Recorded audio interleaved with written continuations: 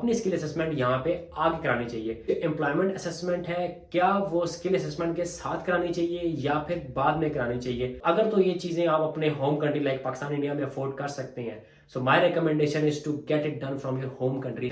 यहाँ पे आके पहला काम ये करना है कि पैसे सेव करके अपना पीटी और आइल्स निकाल लेंगे, उतना एटलीस्ट निकाल लें कि अपनी स्किल असेसमेंट करा लें।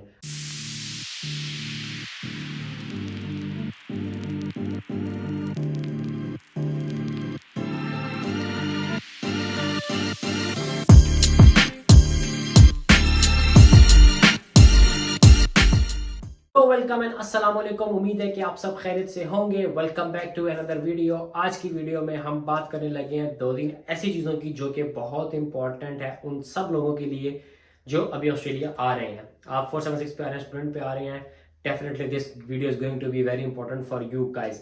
इस वीडियो में मैं बात करने लगा हूँ उस चीज़ की जिस चीज़ को लेके कुछ लोग काफ़ी परेशान हैं। इसमें परेशानी की कोई बात नहीं है, it's just your priority, it's just कि आप चीज़ों को कैसे लेके चलते हैं।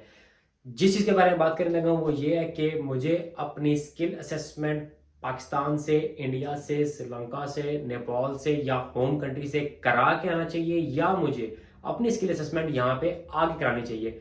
दूसरी चीज़, जो एम्प्लॉयमेंट असेसमेंट है, क्या वो स्किल असेसमेंट के साथ करानी चाहिए या फिर बाद में करानी चाहिए?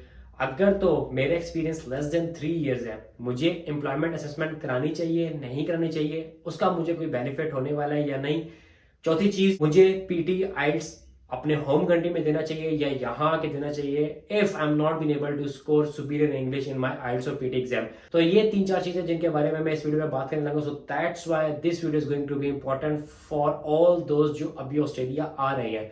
आप में से तो पहले वो सारे लोग जो अपना पीटी आइल्स वाला स्टेप क्लियर कर चुके हैं, प्लस उन्होंने अपनी स्किल असेसमेंट ले लिया from Pakistan. So definitely this video is not going to be for you guys. तो आप लोग ये वीडियो यहीं पे खत्म कर सकते हैं। बट वो सारे लोग जो इस स्टेप में नए हैं और वो सारे लोग जिनको सिर्फ 476 ग्रांट हुए and they are not very fond of PR processes या फिर ऑस्ट्रेलिया के बारे में, तो this video is going to be very important for those guys. बात कर लेते हैं कि मुझे स्किल असेसमेंट अपने होम कंट्री से करा के आनी चाहिए या यहाँ पे आगे करानी चाहिए, और फिर स्किल असेसमेंट का फायदा क्या है। देखें, if you have enough funds, अगर आप ये चीज अफोर्ड कर सकते हैं फ्रॉम योर होम कंट्री, तो आप अपनी स्किल असेसमेंट करा के आए। क्योंकि इंजीनियर्स की अगर मैं बात करूं तो इंजीनियर ऑस्ट्रेलिया की जो आपके फीस है for Washington record pathway that is around $450, और अगर फास्ट ट्रैक कराएंगे so that will go around $800। लेकिन अगर आपका सीनियर पाथवे है, अगर आपकी डिग्री लेवल 1 में फॉल करती है तो आपको सीनियर पाथवे अडॉप्ट करना है, या आपका अगर ऐसा डिसिप्लिन है जो वॉशिंगटन रिकॉर्ड में नहीं आता but your assessing body is engineers Australia, तो आपको सीनियर पाथवे अडॉप्ट करना है। उसमें जो आपकी फीस है दैट इज अराउंड $1300। फिर आपको सीडीआर लिखनी भी है, उसमें भी एक अलग एफर्ट है। So it all depends on your preference. तो अगर तो ये चीजें आप अपने home country like Pakistan India में अफोर्ड कर सकते हैं, so my recommendation is to get it done from your home country. फायदा क्या होगा?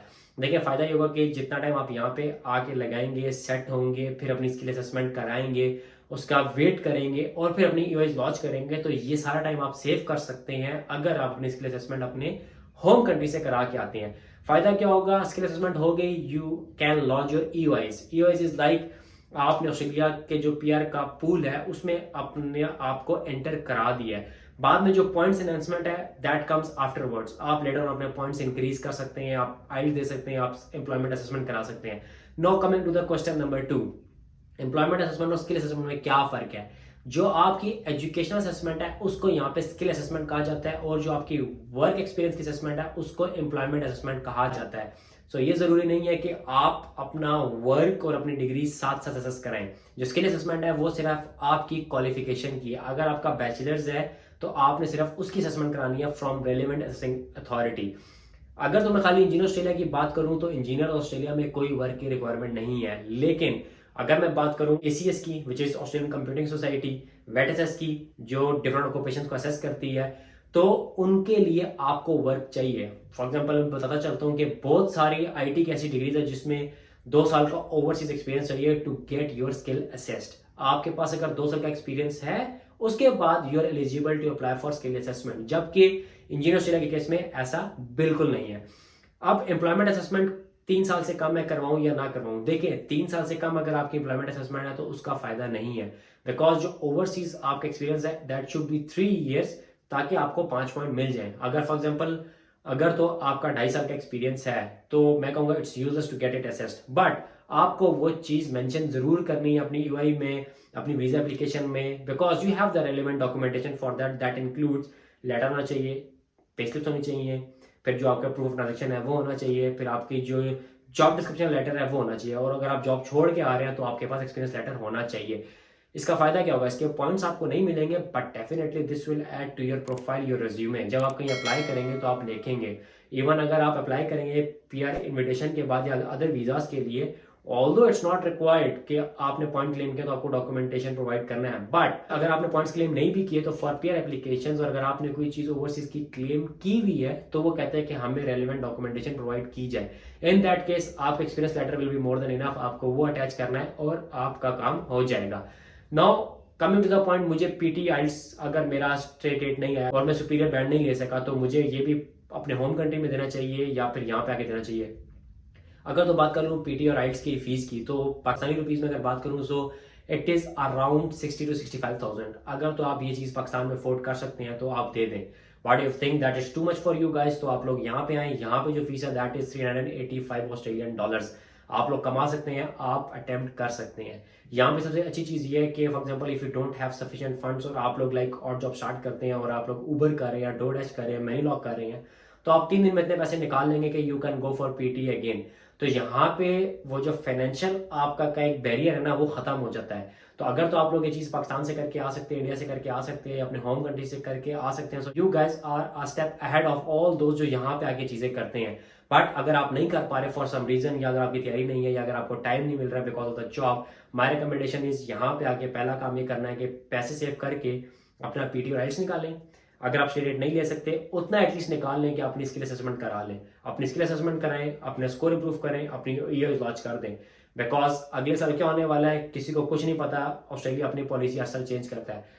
यहाँ पे एक सवाल और लेना चाहता हूँ कि बहुत सारे लोग पूछ रहे हैं कि हमें वो कोर्स, वो डिग्री या वो चीज़ बताएं जिसमें पीआर आगे ऑस्ट्रेलिया में मिल सकती है। देखिए, if you are targeting bachelors और if you are targeting masters, तो हम बात कर रहे हैं 2 से 4 साल की। मास्टर 2 साल का होगा, बैचलर्स 3 to 5 ईयर्स का होता है। ऑन एवरेज मैं 4 साल लगाता हूँ। आप लोगों को नहीं पता, या इवन मुझे भी नहीं पता कि ऑस्ट्रेलिया की policy after 2 years, after 3 years क्या होगी।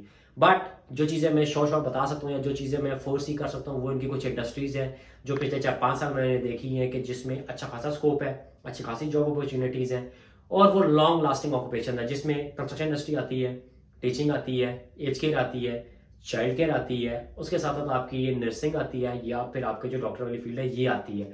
तो अगर तो आप लोगों ने अपना बैचलर मास्टर डिसाइड करना है ऑस्ट्रेलिया में और आप लोगों को PR in the long run, definitely you have to target, और आप लोग टारगेट कर रहे होंगे, तो ये वो ऑक्यूपेशंस हैं जिसमें आपको अपना करियर परस्यू करना चाहिए। बट मेक श्योर करना है whatever your opting for, आपको उसमें इंटरेस्ट हो, because if you are doing masters you are committing yourself for 2 years, and if you are doing bachelors you are committing yourself for 3 to 5 years. तो ये एक ऐसी चीज़ है जो आप ओवरनाइट नहीं कर सकते, आपको एक चीज़ के साथ टाइम गुजारना है। सो अगर आपका इंटरेस्ट है और आपका माइंड उस चीज़ में चलता है, गो फॉर इट। सिर्फ ये नहीं देखना कि मैं इसमें पीआर ले लूंगा, because even after 2 to 5 years किसी को नहीं पता कि ऑस्ट्रेलिया की पॉलिसीज क्या हो जाएंगी। लेकिन व्हाट वी कैन सी या व्हाट आई कैन फोरसी और what I can predict is कि ये कुछ इंडस्ट्रीज हैं जो डेफिनेटली लॉन्ग रन में चलने वाली हैं, और इसके साथ साथ अगर तो आपको यहाँ पे कोई एम्प्लॉयर मिल जाता है and they are happy to sponsor you, so this is one of the best and finest way to get PR in Australia. तो ये कुछ सवाल है जो मैंने कहा मैं उनके आंसर्स कर दूं, बिकॉज ये कुछ चीजें थी जो कुछ लोगों को बॉदर कर रही थी, and these are very frequently asked questions, लोग पूछे जाते हैं डिफरेंट प्लेटफॉर्म से। So I thought just make a quick video, upload it on YouTube so that everyone has the same answer. मिलते हैं अगली वीडियो में, टिल देन टेक केयर, अल्लाह हाफिज।